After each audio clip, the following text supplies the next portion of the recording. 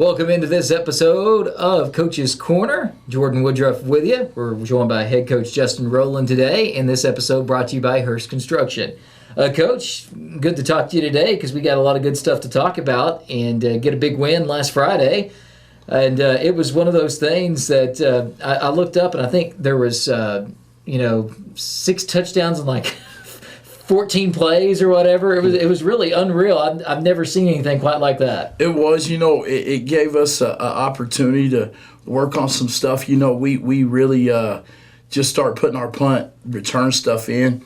Got to do some of that punt block stuff. Got some kids out there to play that maybe don't play very much. And what I was happy about is we look clean. When you play games like that, you worry about the kids not taking care of business, but I thought we did. That's the next thing. When you play a team that you outmatch like that, and you kind of know that all week, because kids can watch the film, they can understand things.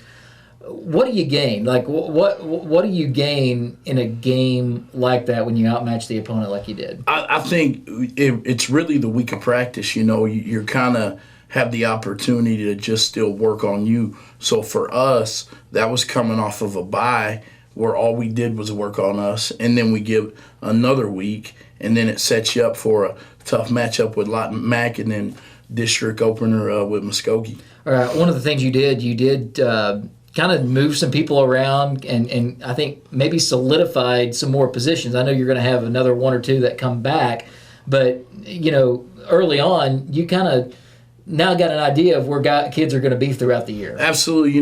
We made changes on our O-line, and really that's going to be a revolving deal, where kids get better in practice, they go play. Noah Thomas is a definite bright spot, new kid on that O-line, and he plays D-line as well. Hayden LeClaire, you notice he switched his number. He went guard some, played D-line. Seen the young kid, the Shikram kid that's a freshman, and we've already played Thaden Lee. So we're going to keep building that kind of deal as the season goes, and it is a great game for that. Yeah, and one of the cool things about the game last week was being the home game as well. You got a lot of those freshmen in. We've been hearing about these freshmen for quite some time. They got a good team, but they got to get in and maybe shake off the nerves with that varsity action. Absolutely. And it's always, it's a fine line. Your JV kids and your freshman kids. And this group of freshmen is special, and we want to get them out there as much as possible along with our JV kids. And a lot of them responded really well. I think they're a group that they expect to do well. So when you roll them out against the big boys, they have a good time. Yeah, and confidence is the other thing. Enid, the game didn't go your way. It was a lot closer than the scoreboard actually indicated. But this game, you guys just really take care of business. And even though you did outmatch the opponent, you do get a little bit of confidence with the way you were able to execute. Absolutely. No, you look up front as the O-line. Are we getting on people? Are we blocking people? Are we hitting holes clean? Thought we did that. Defensively, tackle and run to the football. Make sure we're lined up. We moved Adriel's been playing strong safety. Kind of ran AJ both ways at free. Wanted to see that. That looked good. And then, even going back to 0 week, you see the Enid and Stillwater score, and you're like, okay, Enid's pretty good. Yeah. No, there's no doubt about it. So they've actually improved, I think, leaps and bounds just in the past 4 or 5 years, much like Ponca City has as well. Absolutely. And that leads me into the next thing. Next week you're going to get district play started. You got new districts. What do you think about that? It's fun. I was a little upset with the way that I felt like they didn't give us a lot of respect on what we've done the last 5 years. Right. We've done really good. We pick up Sapulpa. We pick up Sand Springs in district. We played them non-district. But we pick up Beeville. And Sapulpa and Bartlesville, the last couple times we played them, we'd beat them. But it leads for a lot of parity in my mind and a lot of tough, fourth quarter ball games. Yeah, and, the last 2 years, Ponca City finishes fourth or higher in district play, which ultimately leads to that would have been playoffs even in the old rules, but you get the home playoff game. Then you had a trip to Muskogee on either side of it, team that was really good, won the state last year. But I like the fact that you kind of got the Bartlesville rivalry back within district play. And I mean, Ponca City has kind of traditionally always traveled, it seems like, more to the eastern part of the state. The last couple of years, though, you were in the west, and that's where, just ironically enough, you had your success. Yeah, it's funny because you talk when those teams talk about going east, when they get the opportunity to go back west, they do. And for us, it's probably close to the same, But playing Bartlesville, playing Sapulpa is definitely nice. Not driving 2 hours to go get a district game in. Yeah, and you got still got an Oklahoma City public school in there, and used to the geography I think mattered more, but now they try for 2 years to do a competitive balance thing. So they really try to balance out the competition maybe more so than the geography. Right, no doubt. And I think the last year where it was Bixby was in 6A2, heck, we had Bixby, Muskogee, Choctaw came over from the west side, so the east side has notoriously been loaded with teams, but it's balanced up, and there's a lot of teams on the other side that we don't know about. We don't know much about Lotnike. We don't know much about Piedmont or Southmore. So that part of it at the meeting was a little different, but I think they did some things right. It was surprising to see Stillwater want to go back west, because they were east for 2 years, and it would have been fun to play them for us in season because it's close. Got a lot of kids that know each other, but I think it worked out good for us. All right, and last thing, the game this week, the last non-district game, that's going to be against Lawton Mac. This will be a step up in competition.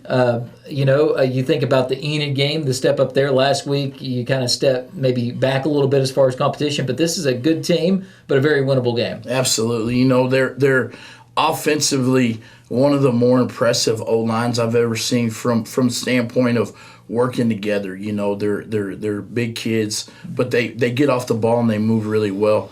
I personally think the running back's the best kid on the team offensively, number 4, good runner, fast, shifty. But they got a D1 kid at wide out. I think he's going to Texas Tech or Arkansas, one or two. He's going to be tough to deal with. He looks like he's about 6'3.5". And then defensively, they run a traditional 3-4. Really good overhang players, outside linebackers, and then in their secondary, they got another kid that is going D1, their free safety. But it'll be a lot like the competition that we're about to face in district, I imagine. One thing that's interesting to me, it stood out when I watched a little bit of them.